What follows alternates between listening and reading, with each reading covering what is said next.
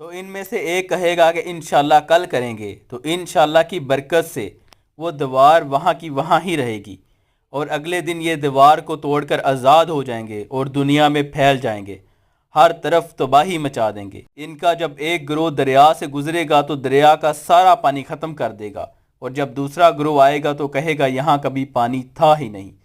بہت زیادہ تباہی مچائیں گے۔ لیکن اس سے پہلے حضرت عیسیٰ علیہ السلام دجال کو قتل کر چکے ہوں گے اور مسلمانوں کو لے کر اللہ کے حکم سے کوہ طور پر ہوں گے۔ جب یہ دنیا میں مکمل تباہی پھیلا چکے ہوں گے تو کہنے لگیں گے چلو اب آسمان والوں کو تباہ کر دیں۔